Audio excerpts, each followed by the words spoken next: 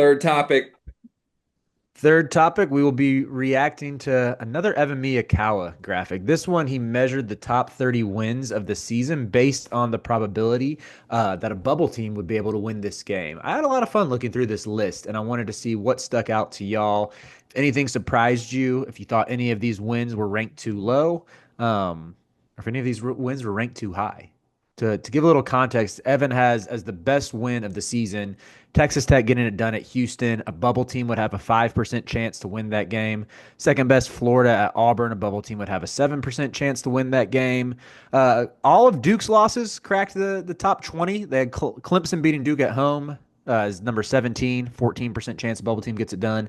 Other two Duke losses are in the top five. Kentucky beating Duke on a neutral with a 7% chance for a bubble team. Kansas beating Duke on a neutral, also with the 7% chance for a bubble team to get it done.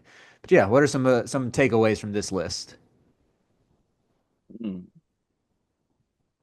Ooh, there's a couple. It's funny that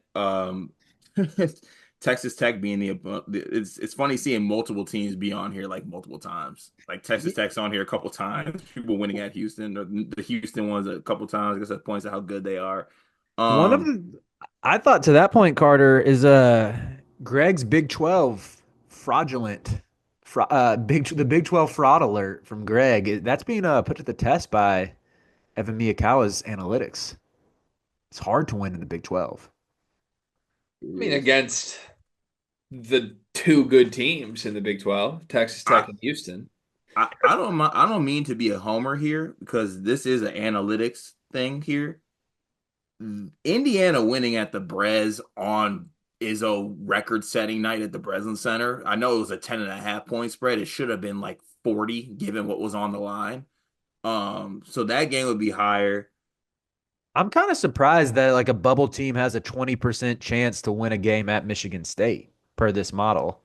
Like that to me seems high that like if Carolina was going into the Brez, I would give them less than a 20% chance to win. I'd say they have like a 5% chance of winning. Yeah, that Mike Woodson made it look easy. I'm confused why like Kansas and Kentucky winning at Duke. Why is there a different number associated? Or those were neutral games, I guess. But like Oregon and Michigan both picked up a win at the Kohl Center, and there's a different numeric value assigned to it. Why? So are we putting Evan on fraud watch? No, I just don't get it.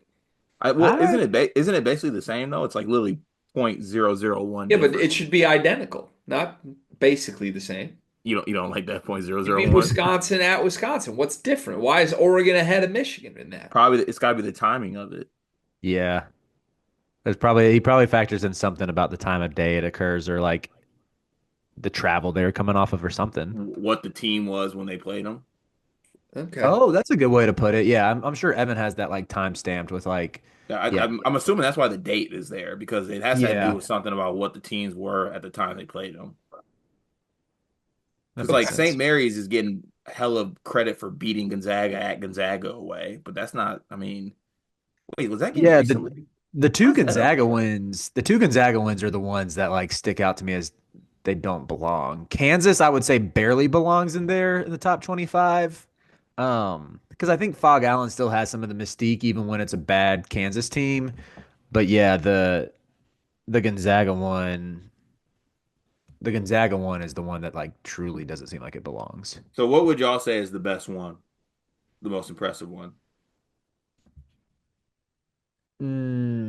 I think winning at Houston and Auburn are probably my top two. So I think that one's right. Like I think those are because Houston had like a crazy home game winning streak when Texas Tech broke it.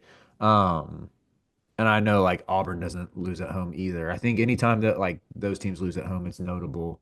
Duke obviously hasn't lost at home this year. That probably would be number one, like beating this Duke team on their home court. Um, I mean, that would be it. That honestly, I think the first two make sense to me. Florida at Auburn, and then Texas Tech, like they get their coach ejected in that game, and they also lose yeah. their best player in that game, and they still win on the road to Houston. That fits the best win for me for the season. hmm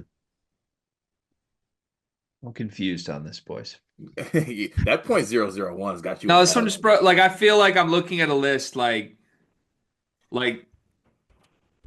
I don't know. Is the takeaway, oh, it's hard to win at Houston and Auburn? Is that the Yes. takeaway here?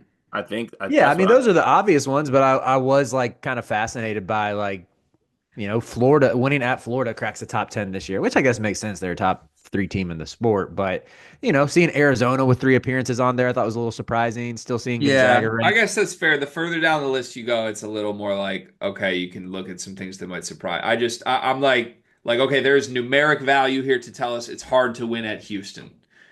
You know what I mean? Like we knew that. Did we need a chart on that one? Like, no disrespect to Evan, but like it's not exactly like the most crazy whoa data to me. It's really hard to win at Houston and Auburn. If we are going further down the list, like I am surprised that winning at Purdue is valued less than winning at Maryland. I don't think it's harder to win at Maryland than it is at Purdue. Hmm. I'd agree. Yeah. Yeah. Good Yeah. topic. Good list, Good Greg. list. Good list. Good list. I'm sorry. I don't mean that as like slander. I'm just kind of like, yeah, it's hard to win at Houston, dog. What are we doing? Who would have thought? Who would have thunk, huh?